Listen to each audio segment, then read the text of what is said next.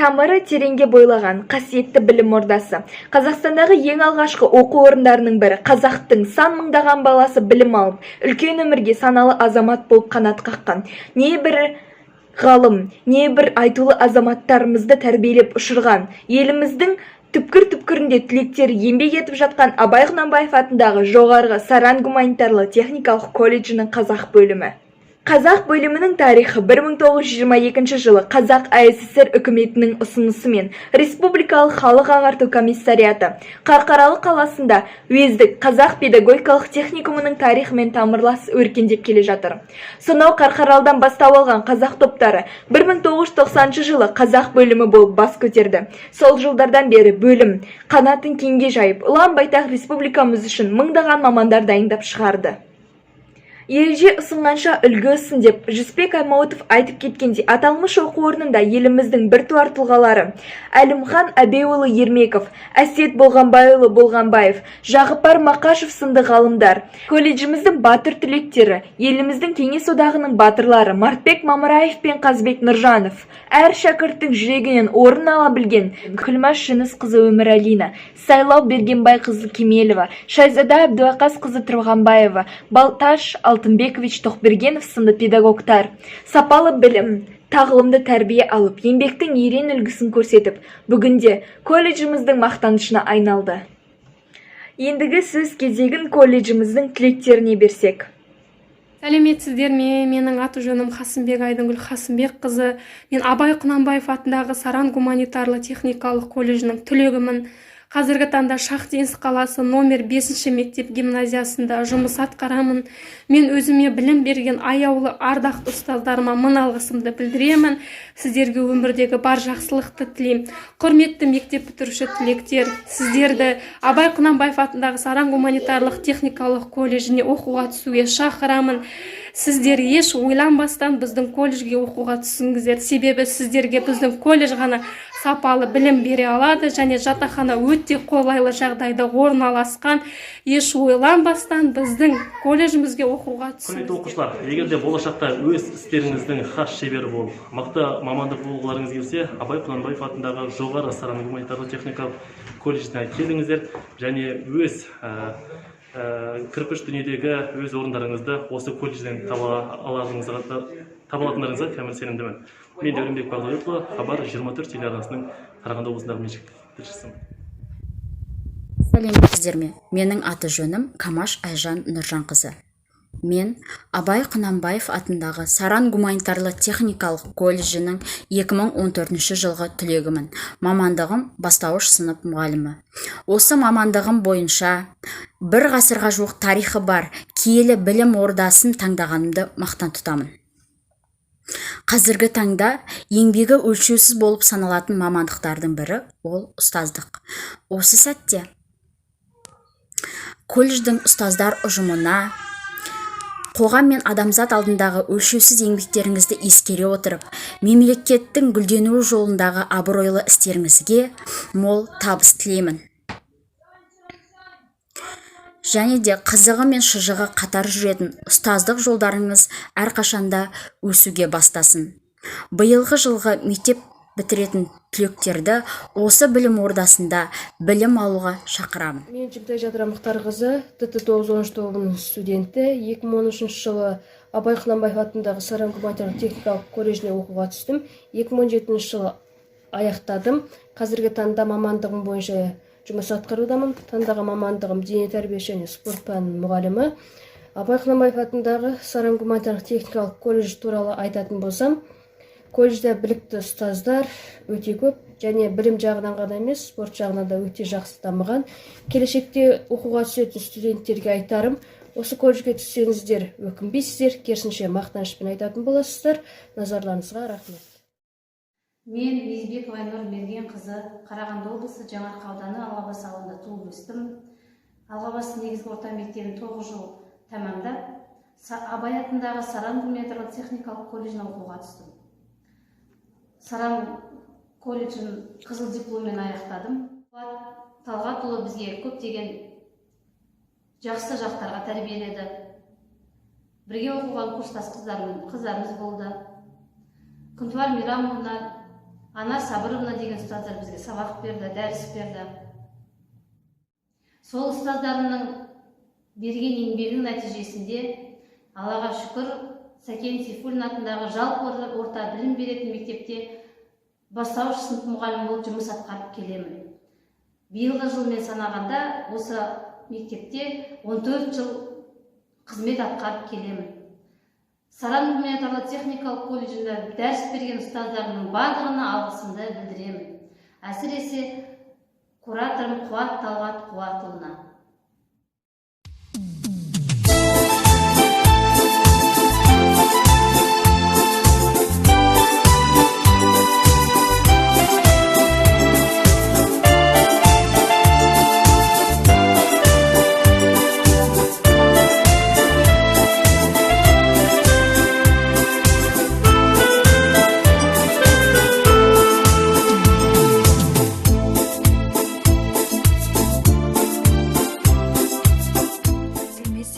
Аты-жөнім атымтай Айжан.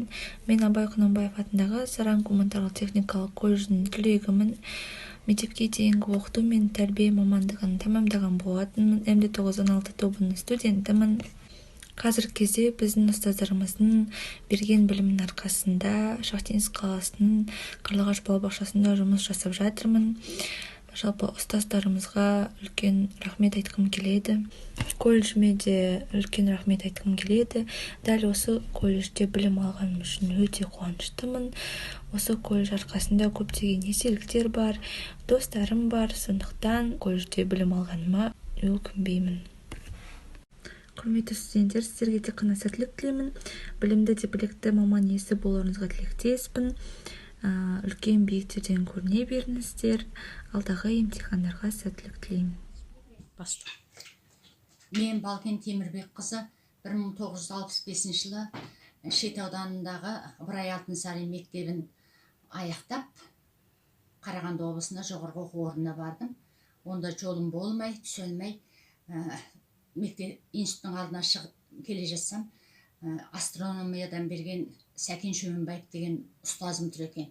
Иә, Балкен, жағдай қалай деді, мен болмай осылай жолым болмағанын айттым. Енді жүр, енді не істейсің деді, ауылға қайтам деп, ауылға барғанда не істейсің, жүр менімен, мен сені бір жерге апарайын деді.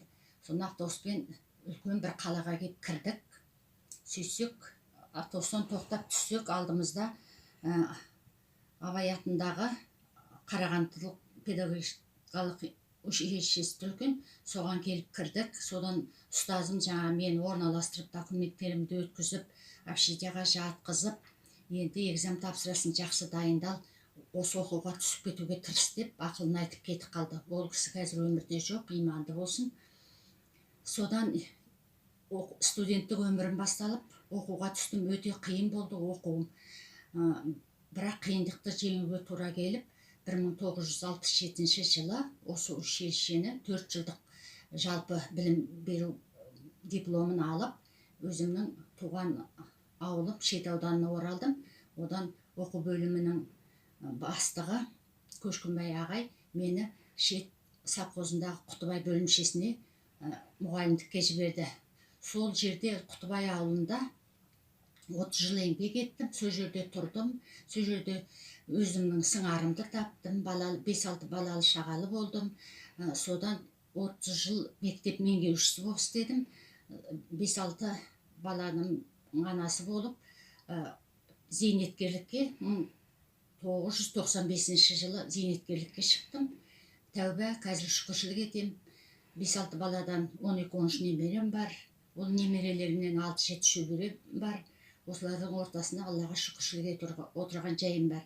Енді өзімнің оқыған училищем туралы біраз мағлұмат айтайын. Мынау мен оқуға келіп түскен Қарағанды Абай атындағы педагогикалық училище.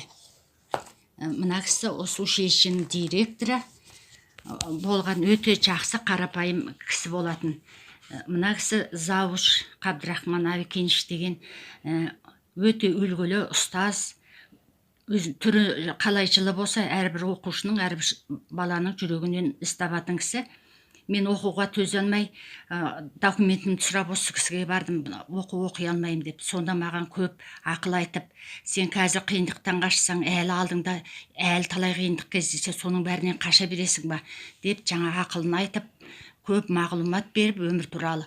Содан қайтадан оқуымды жалғастырып, дипломымды алып шығуға үлкен көмек жасаған кісі. Мына кісі класс жетекшіміз Сайлау Мергенбаева деген. Енді бұл кісіге өзіміздің сырласымыз, екінші анамыздай болған кісі. Ал мұнда ұстаздарым, мына кісі Сағындық Бостыбаевич деген физикадан, математикадан берген өте үлгілі, аяулы ұстаз. Одан кейінгі мына кісі жаңағы заушымыздың жолдасы Күлмәш Жүнісова деген қазақ әдебиетінен, қазақ тілден берген. Одан кейін мына кісі историядан берген. Мамандық историк болғанмен бұл кісі психологияны бізге өте көп білуімізге жағдай жасады. Біз жаңағы 27 қыз бір оқыдық. Шулап кетеміз кейде. Сонда айтатын, әй қыздар, сендерге не істеймін, мен қалай түсіндірем, бастарыңа берсін деп айтушы еді. Ол келді басымызға, оның бәрін өткіздік.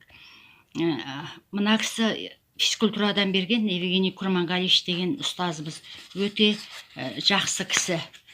Енді әрі қарай жалпы студенттерім өзіме бірге оқыған қыздар, сөйтіп осы жаңағы 30 жылдық еңбегімнің жемісін көрсетейін, айтайын деп едім. Көп оқушыларым бар, өте жоғарғы білімді, өте көп оқушыларым бар. Алматыда қызмет істейді, Қарағандыда, Астанада.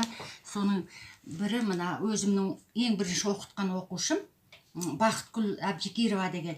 Қазір Қарағанды облысында білім беруді дамытудың оқу әдістемелік орталық директоры, қазір бұрын орынбасары болған, қазір директорлыққа ауысты. Одан кейін бір оқушымды айта кетсем, ол қазір Қарағандыда бір имамның, бір мешіттің бас имамы, енді бір керемет жақсы алғашқы бір ең бірінші оқытқан оқушым, ол қазір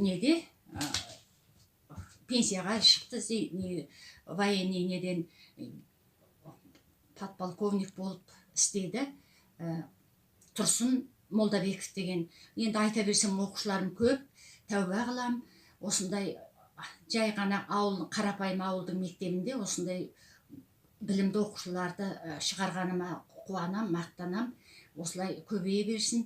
Ендігі жаңа ұстаздарым айтарым, ұстаздарым өте көп көмек жасады.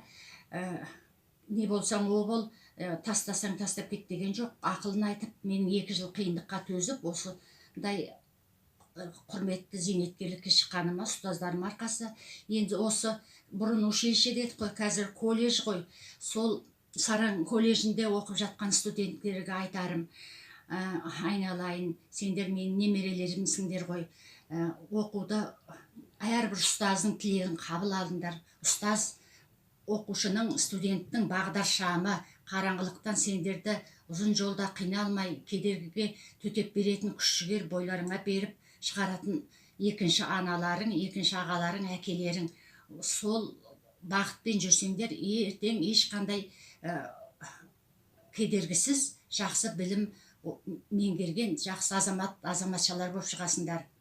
Ендігі айтарым, неге осы мынандай қой үстіне бозторғай жұмыртқалаған заманда өз жолдарыңды, өз өмірлеріңді дұрыстап ұстап, кедергілерге қиынсынбай аттап өтіп, алдағы өмірлеріңді жалғастырып, үлкен бір әрбір жерде жақсы бір қызметтеріңді жалғастыруыңдар, шығар биіктерің биік болсын, алдарыңда даңғыл, жолдарыңда кедергі болмасын. Ұзақ өмір, ұстаздарыңа ұзақ өмір, өздеріңе жақсылық, аманшылық тілеймін. Абай Құнанбаев атындағы Саран гуманитарлы техникалық колледжінің ұжымы мен студенттері. Мен Исимова Айжан Бейсенбайқызы 2007 жылы Абай Құнанбаев атындағы Саран гуманитарлы техникалық колледжінде БМ907 факультетіне бастауыш сынып мамандығы бойынша оқуға түсіп, 2012 жылы бастауыш сынып мұғалім мамандығы бойынша дипломды алдым. Қазіргі уақытта мен Қарағанды облысы Бұқар Жырау ауданы Петровка село округінің Жаңақала ауылында Қабыл Боранбаев атындағы негізгі мектебінде бастауыш сынып мұғалімі болып жұмыс атқарудамын. Осы хабарлама арқылы Абай Құнанбаев атындағы гуманитарлы техникалық колледж ұстаздарына сапалы білім беріп, алдыма қойған мақсатыма жетуіме көмектескен үшін, білікті білімі мен алдындағы қойған мақсаттың жетістігі үшін қазіргі уақытта білімді сапалы ұстаз болып отырған үшін алғысымды айтамын. Құрметті студенттер, сіздерге қазіргі дүние жүзіндегі пандемияға байланысты қашықтықтан оқып отырсыздар. Сондықтан сіздерге де білікті маман болып сапалы білім алуларыңа тілектеспін. Құрметті жас буын, егер де сен өмірден өз орныңды тапқан келсе, белді де беделді азамат болып, өз мамандығының хас шебері болуды армандасаң, біз сені Абай Құнанбаев атындағы жоғарғы Саран гуманитарлы техникалық колледжіне шақырамыз. Біз сендерді күтеміз.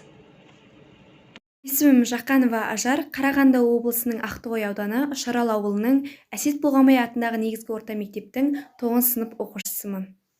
Қарағанды облысындағы Саран колледж жайлы достарынан естігенім бар. Саран колледжіне сіздің өзіңіздің қалаған мамандығыңызды таба аласыз, және ол жерде сізге қажетті барлық жағдай жасалған, және білімдері өте сапалы.